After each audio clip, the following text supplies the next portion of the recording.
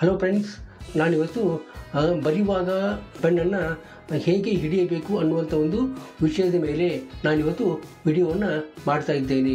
ಅಂದರೆ ನೀವು ಬರೆಯಬೇಕಾದ್ರೆ ಪೆನ್ನನ್ನು ಹೇಗೆ ಹಿಡಿಯಬೇಕು ಅನ್ನೋದನ್ನು ತಿಳಿದುಕೊಂಡಿರಬೇಕು.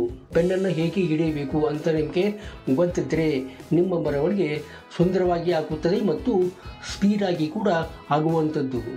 ನಿಮಗೆ ಪೆನ್ನನ್ನು ಹೇಗೆ ಹಿಡಿಯಬೇಕು ಅನ್ನೋದು ಸರಿಯಾಗಿ ಗೊತ್ತಿಲ್ಲ ಅಂತಂದರೆ ನಿಮ್ಮ ಬರವಣಿಗೆ ಸುಂದರವಾಗಿ ಆಗಲಿಕ್ಕೆ ಸಾಧ್ಯ ಇಲ್ಲ.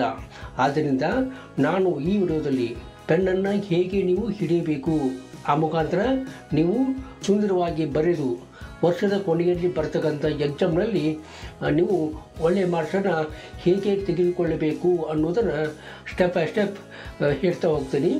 ದಯವಿಟ್ಟು ಈ ವಿಡಿಯೋನ ಕೊನೆವರೆಗೂ ನೋಡಿ ಅನ್ನೋದು ನನ್ನ ಒಂದು ವಿನಂತಿ. ಪೆನ್ನನ್ನು ಹೇಗೆ ಹಿಡಿಯಬೇಕು ಅನ್ನುವ ವಿಷಯದ ಮೇಲೆ ಹಲವಾರು ವಿಡಿಯೋಗಳನ್ನು ನೀವು ನೋಡಿದ್ದೀರಿ. ಆದ್ದರಿಂದ ನಾನು ನಿಮಗೆ ಒಂದು ಸಂಗತಿಯನ್ನು ಹೇಳ್ತೀನಿ. ನಿಮ್ಮ ಕ್ಲಾಸ್ನಲ್ಲಿ ಇರ್ತಕ್ಕಂಥ ಎಲ್ಲ ಸ್ಟೂಡೆಂಟ್ಗಳ ಎಲ್ಲ ಕ್ಲಾಸ್ಮೇಟ್ಗಳ ಬರವಣಿಗೆಯನ್ನು ನೀವು ಗಮನಿಸಿರಬಹುದು. ಗಮನಿಸಿಲ್ಲ ಅಂದರೆ ಇನ್ನೊಮ್ಮೆ ಅವರ ಬರವಣಿಗೆಯನ್ನು ಗಮನಿಸುವುದು ಒಳ್ಳೆಯದು. ಯಾಕಂದರೆ ಎಲ್ಲ ಸ್ಟೂಡೆಂಟು ಬರೀತಾರೆ, ಆದರೆ ಎಲ್ಲರ ಬರವಣಿಗೆ ಬೇರೆ ಬೇರೆಯಾಗಿರುತ್ತದೆ ಮತ್ತು ಅವರು ಪೆನ್ನನ್ನು ಹಿಡಿಯುವಂಥ ರೀತಿ ಕೂಡ ಬೇರೆ ಬೇರೆಯಾಗಿರುವಂಥದ್ದು. ಕೆಲವೊಂದಿಷ್ಟು ಮಂದಿಯ ಬರವಣಿಗೆ ಸುಂದರವಾಗಿ ಇರುವಂಥದ್ದು ಮತ್ತು ಕೆಲವೊಂದಿಷ್ಟು ಮಂದಿಯ ಬರವಣಿಗೆ ಸುಂದರವಾಗಿಲ್ಲದಿರುವುದು. ಅಂದರೆ ಸುಂದರವಾಗಿ ಬರೆಯುವಂಥ ಒಂದು ಸ್ಟೂಡೆಂಟ್ಗಳ ಪೆನ್ನಿನ ಹಿಡಿತ ಬೇರೆ ಬೇರೆ ಆಗಿರುತ್ತದೆ ಎಂಬುದನ್ನು ನೀವು ಗಮನಿಸಬೇಕು. ಅಂದರೆ ಸುಂದರವಾಗಿ ಯಾರು ಬರೀತಾರೋ ಅವರು ಪೆನ್ನನ್ನು ಬೇರೆ ಬೇರೆ ಆ್ಯಂಗಲ್ನಲ್ಲಿ ಬೇರೆ ಬೇರೆ ರೀತಿಯಲ್ಲಿ ಹಿಡಿದುಕೊಂಡಿರ್ತಾರೆ. ಅಂದರೆ ನೀವು ಸುಂದರವಾಗಿ ಬರೀಬೇಕಾದರೆ ಪೆನ್ನನ್ನು ಮುಂದೆ ಹಿಡಿಬಾರದು ಮತ್ತು ಹಿಂದೆ ಹಿಡಿಬಾರದು, ನಡಿಗೆ ಹಿಡಿಬೇಕು ಮತ್ತು 3 ಬೆರಳುಗಳಿಂದ ಹಿಡಿಬೇಕು ಅನ್ನುವಂಥ ಒಂದು ಸಲಹೆಗಳನ್ನು ಮುಂಚೆ ಕೇಳಿದ್ದೀರಿ. ಆದರೆ ನಿಮ್ಮ ಕ್ಲಾಸ್ ರೂಮ್ನಲ್ಲಿ ಇರ್ತಕ್ಕಂಥ ಎಲ್ಲ ವಿದ್ಯಾರ್ಥಿಗಳು ಬರೀತಾರೆ, ಆದರೆ ಬರೆಯುವಾಗ ಅವರು ಪೆನ್ನನ್ನು ಒಂದೇ ರೀತಿಯಾಗಿ ಹಿಡಿದುಕೊಂಡಿಲ್ಲ ಅನ್ನುವುದನ್ನು ನೀವು ಎಚ್ಚರಿಕೆಯಿಂದ ಗಮನಿಸಬೇಕು. ಇದರರ್ಥ ನೀವು ಪೆನ್ನನ್ನು ಹೇಗೆ ಹಿಡಿದರು ಮತ್ತು ಮಧ್ಯದಲ್ಲಿ ಹಿಡಿದು ಬರೆಯುತ್ತಿರುವಂಥವರ ಬರವಣಿಗೆ ಕೂಡ ಸುಂದರವಾಗಿರುವುದಿಲ್ಲ.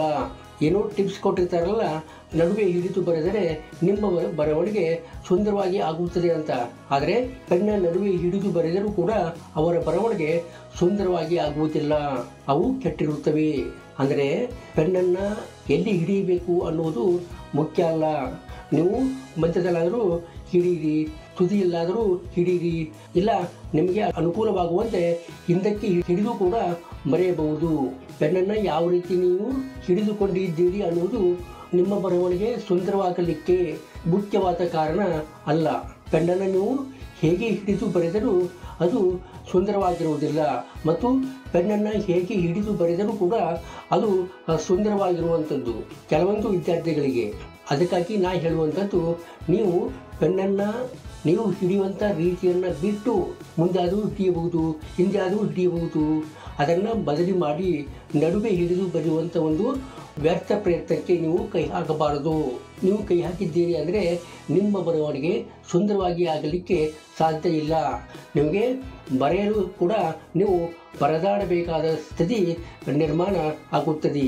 ಯಾಕಂದರೆ ನಿಮಗೆ ಹಾಗೆ ಬರೆದು ರೂಢಿ ಇಲ್ಲ.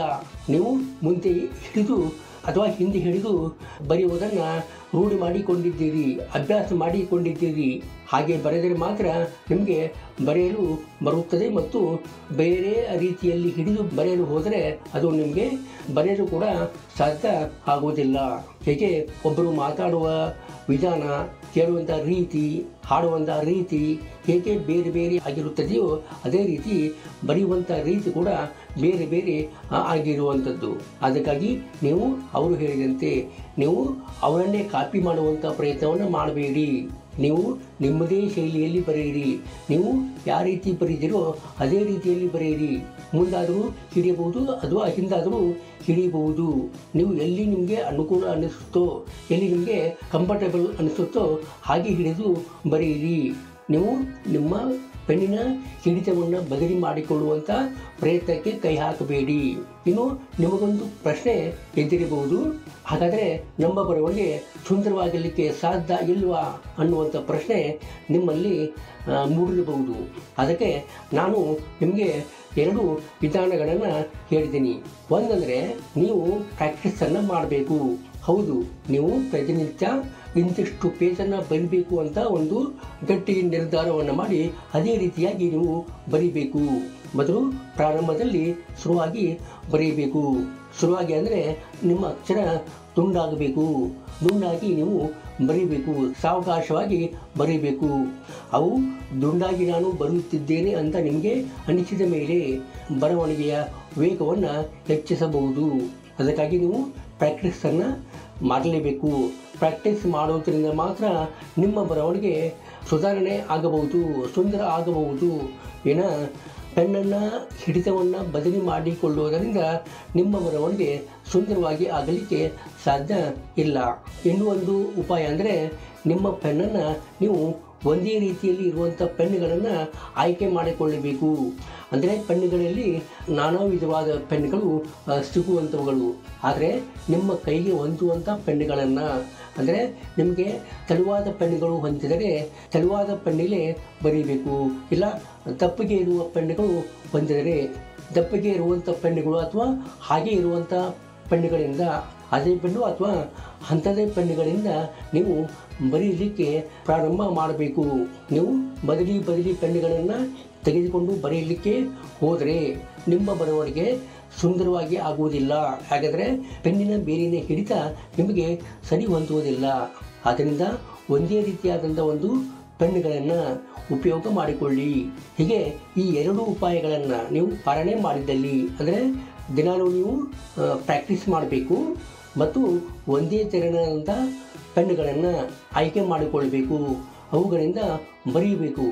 ಅಂದರೆ ಮಾತ್ರ ನಿಮ್ಮ ಬರವಣಿಗೆ ಸುಂದರವಾಗಿ ಆಗಲಿಕ್ಕೆ ಸಾಧ್ಯ. ಇದು ಹೊರತು ಬೇರೆ ಉಪಾಯ ಇಲ್ಲ. ಪೆನ್ನುಗಳನ್ನು ಹೇಗೆ ಹಿಡಿದರೂ ಅದು ಬರವಣಿಗೆ ಸುಂದರವಾಗಿ ಆಗುವುದರಲ್ಲಿ ಮ್ಯಾಟರ್ ಆಗುವುದಿಲ್ಲ. ಆದ್ದರಿಂದ ನೀವು ಅಂಥ ವಿಚಾರ ನಿಮ್ಮ ತಲೆಯಲ್ಲಿ ಇದ್ದರೆ ಬಿಟ್ಟು ಬಿಡುವುದು ಒಳ್ಳೆಯದು. ಈ ವಿಡಿಯೋ ನಿಮಗೆ ಇಷ್ಟ ಆಗಿದೆ ಅಂತ ಅಂದ್ಕೊಂಡಿದ್ದೀನಿ.